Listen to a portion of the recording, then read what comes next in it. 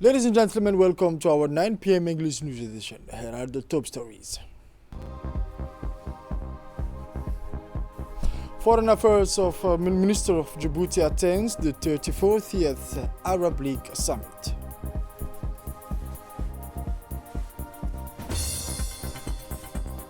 Israel has killed 200 Palestinians and displaced 300,000 others in 48 hours.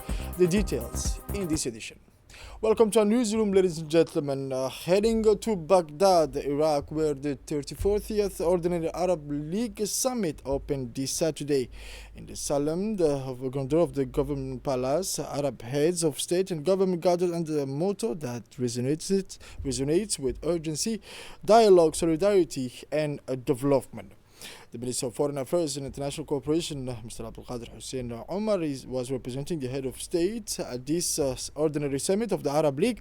The Djiboutian minister was accompanied by Ahmed Ali Barre, Djibouti's ambassador to Cairo, and permanent representative to the League of Arab States.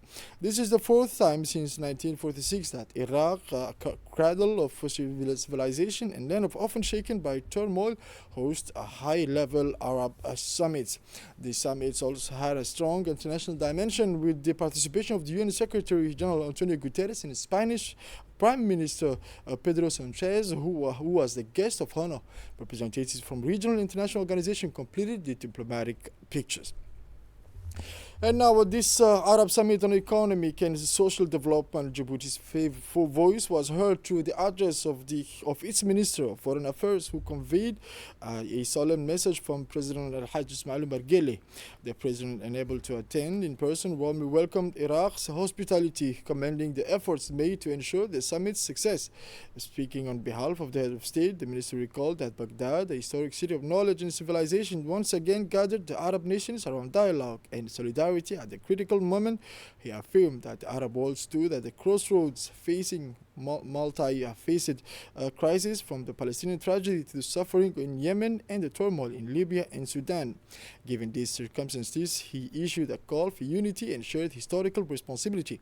He described the tragic situation in Gaza, denouncing what he called an aggression that stained as a shame upon humanity and a severe test for the principles of justice. He spoke of children killed in their sleep, bombed hospitals, and international inaction, which he described as a suspicious silence. He asserted that Djibouti has always stood by just causes, especially Palestine, and has always been on the side of justice and the oppressed. He emphasized that his country has listened with compassion to those crying for help, first with the hearts. He rejected the notion that a defenseless people could be massacred amid widespread indifference and the abandonment of universal values. He then stressed that the Baghdad summit must not be a mere protocol event, but rather a pivotal moment for deep re-engagement. He called for a new beginning in Arab collective action with concrete decision capable of turning unity and solidarity into tangible action. He argued that the time had come to write a new chapter to prove that the Arab peoples were right to hope for a revival. He hoped that this summit would become a platform for truth, a sanctuary for dignity, and a springboard toward a comprehensive Arab project, capable of restoring confidence among citizens and reviving hope. Finally, he urged all participants to unite their sincere efforts, affirming that the Arab nation, despite its wounds, can still rise again. Delivering his address on behalf of the President of the Republic of Djibouti, Al-Hajj Ismail Omar Guelleh, this Saturday in Baghdad, Djibouti's Minister of Foreign Affairs and International Cooperation reminded the Assembly that the Arab nation is navigating a critical juncture marked by profound global transformation. He emphasized that the summit dedicated to economic and social development was not merely an occasion for reflection, but rather an opportunity to chart a path of hope and redirect collective efforts toward comprehensive, equitable, and sustainable development. The ministry offered an unflinching overview of the challenges facing Arab countries: worsening economic crisis, dwindling resources, declining human development indicators, rising unemployment, and deteriorating infrastructure. According to him, overcoming these obstacles requires a shared vision, coordinated action and genuine solidarity that goes beyond mere slogans. He argued that Arab world is not experiencing a temporary crisis but rather a historic turning point, one that demands prioritizing the greater national interest above narrow individual agendas. He called for the activation of sincere political will and the construction of the integrated economic partnership partnership capable of ensuring food security and social stability, technological investment, and restoring confidence in a disoriented youth. The minister highlighted Djibouti's potential, presenting as a nation with a unique geostrategic position located at the crossroads of Africa and the Middle East on the shores of the Bab el-Mandeb Strait. He stated that Djibouti's role extends far beyond that of a mere transit point. It aims to become a leading logistical and commercial hub poised to strengthen Afro-Arab integration and host joint Arab investment projects in critical sectors such as infrastructure, renewable energy, and transport. He praised the country's political stability, business-friendly environments, and its firm commitment to ongoing reforms, asserting that these elements offer a real opportunity to build successful development models under the banner of enhanced Arab cooperation. Finally, Djibouti's top diplomat insisted that development is no longer a choice but a national and pan-Arab imperative. He reminded the audience that no security or stability can be achieved without just social justice, without a strong educational system, universal healthcare coverage, and dignified employment opportunities. He therefore urged participants to launch strategic, human-centered transnational projects to revive stalled agreements and to fight poverty and exclusion with determination. He concluded by calling on Arab leaders to demonstrate that their summits are not mere ceremonial rituals, but the true milestones of transformation engraved in the collective memory of their people. On the sidelines of his participation in the Arab Summit, the Minister of Foreign Affairs and International Cooperation and government spokesperson Abdulkader Hussein Omar held a series of high-level bilateral meetings focused on strengthening the ties between borderline nations and exchanging views on issues of common regional and international interest. In the context, the Minister met with his Somali counterpart, Mr. Abdulsalam Abdi Ali. The discussion focused on the latest developments in Somalia and ways to support efforts toward stability and development in the country. The Somali minister conveyed on behalf of his government and people his deep gratitude and sincere appreciation to the Republic of Djibouti and the leadership of His Excellency President Ismail Omar Guelleh for its consistent stance and unwavering support to the Somali people during every critical juncture. For his part, the Djibouti Foreign Minister reaffirmed Djibouti's steadfast commitment to standing by Somalia and contributing to the consolidation of its security and stability. The minister also met his Algerian counterpart, Mr. Ahmed Attaf. The discussion provided an opportunity to review the state of fraternal relations between the two countries. Furthermore, the Djiboutian minister held talks with the Tunisian Minister of Foreign Affairs, Mr. Mohamed Ali Nafti. The discussion centered on avenues to deepen bilateral cooperation across multiple sectors, including education, vocational training, diplomacy, agriculture, energy, and port infrastructures.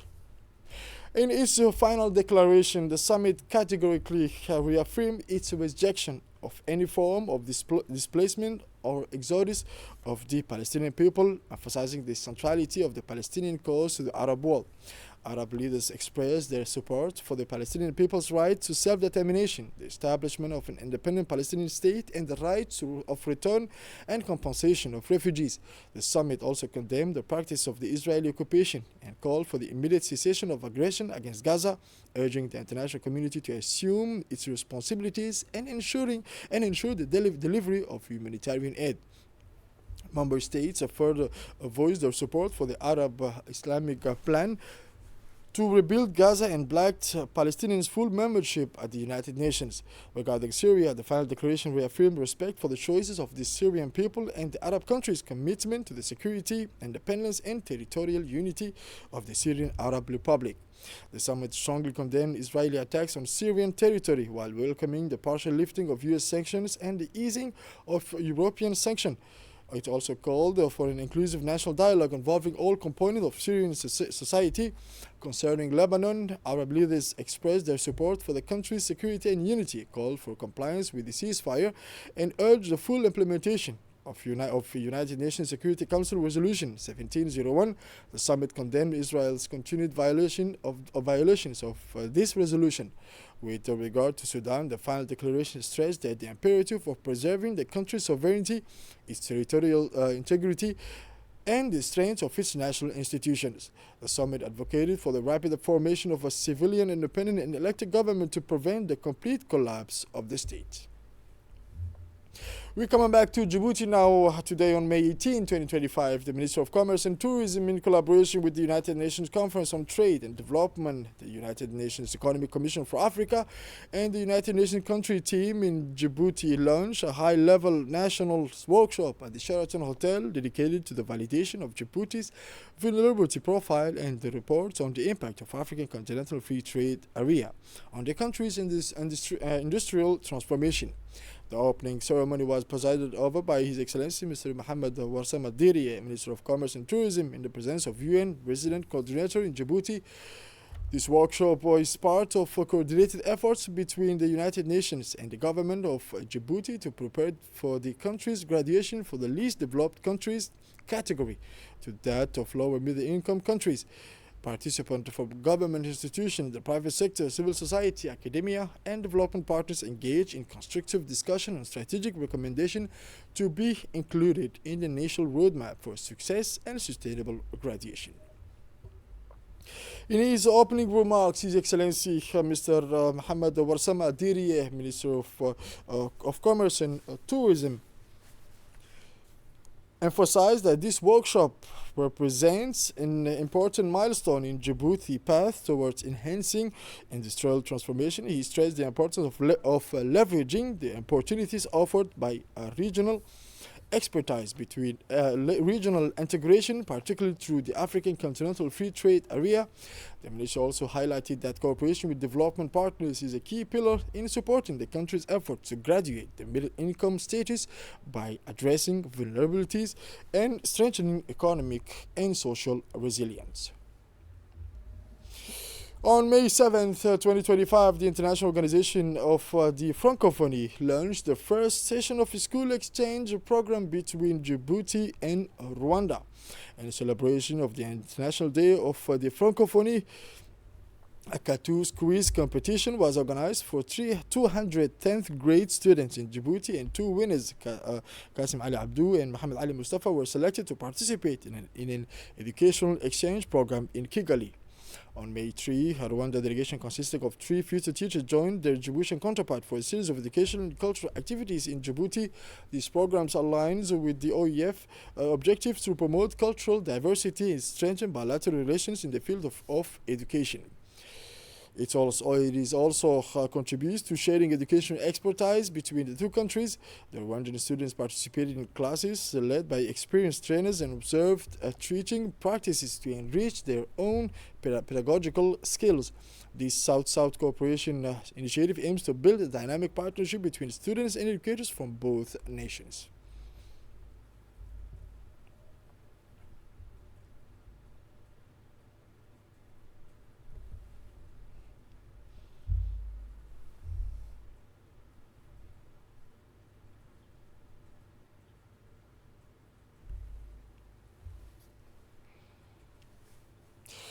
Ajadide, May 17, 2025, the Talosan Association, in collaboration with the Ministry of Youth and Culture and with the financial support from the European Union, officially launched the awareness caravan for its project titled Youth as Agents of Change for the Promotion of Human Rights and Fight Against Gender-Based Violence. The launch ceremony took place at the CDC of Ajadide in the presence of several key figures. The project aims to eradicate gender-based violence by positioning youth as drivers of social transformation. Through training sessions and community debates, the initiative seeks to empower young people and actively involve them in promoting human rights and changing mindsets within their communities. The caravan hopes to spark collective awareness in community centers, starting in the capital before expanding to the regional areas. The caravan will begin in CDC centers across the capital before gradually moving into the regional centers. It will include a series of activities such as training workshop, community discussions, testimonies, film screening and debates, poster campaigns, and social media outreach. This initiative marks the start of sustainable commitment to transforming attitudes and making youth ambassadors of social change, champions of respect, equality, and nonviolence. The National Office for Assistance to Refugees and Disaster Victims today organized an awareness workshop for refugees and asylum seekers living in Djibouti with a special focus on their rights and responsibilities in the host country. This initiative is part of a series of 6 training sessions being conducted in the Ali Adde and Holol refugee camps. It aims to inform refugees from countries such as Yemen, Somalia, and Ethiopia about the legal, social, and humanitarian frameworks governing their stay in Djibouti.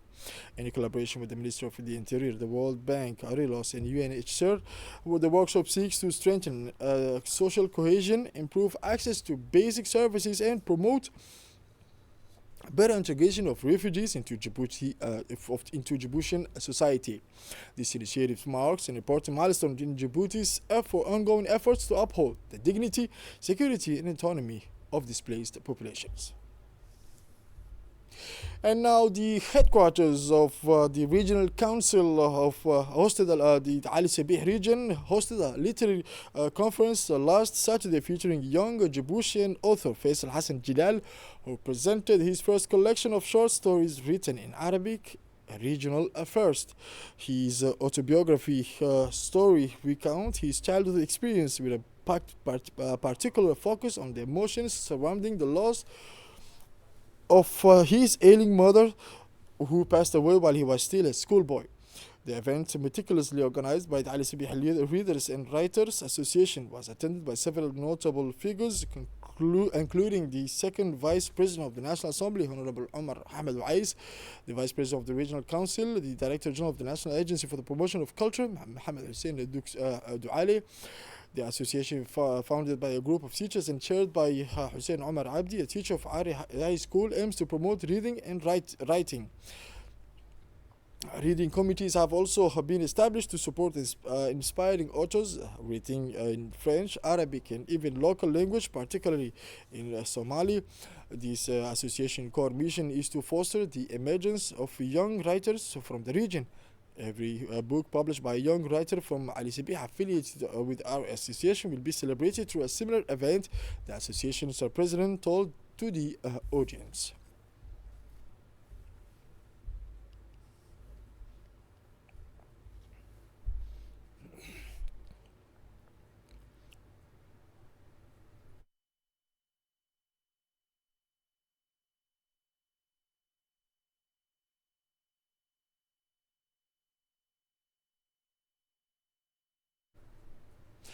Sports now in the interministerial tournament continues with growing intensity, confirming once again that this competition goes beyond sports to become a true level of cohesion among the different public institutions. This Thursday afternoon, several thrilling matches kept fans on the edge of their seats.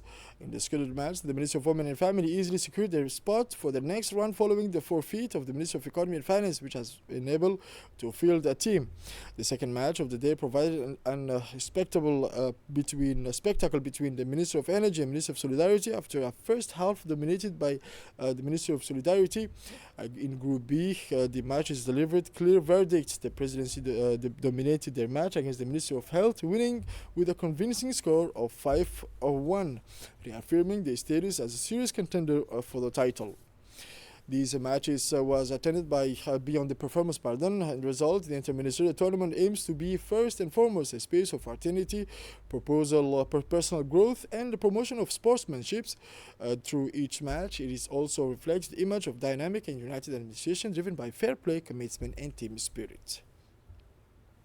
And now for the international news, as I mentioned on the title, Gaza, Israel kills 200 Palestinians. The intensification of Israeli airstrike on Gaza has killed 200 people in just 48 hours. The details in this report. Intensification of Israeli raids on Gaza has resulted in the killing of 200 Gazan people and the displacement of 300,000 others from northern to Gaza City. The Gaza Civil Defense announced this Sunday the death of 33 people, more than half of them were children in Israeli strike. The spokesman for this first aid organization, Mahmoud Basal, reports a series of violent Israeli raids after midnight and at dawn this Sunday in various areas of Gaza Strip. This brings to 200 the number of Palestinians killed in 48 hours, while 300,000 people have been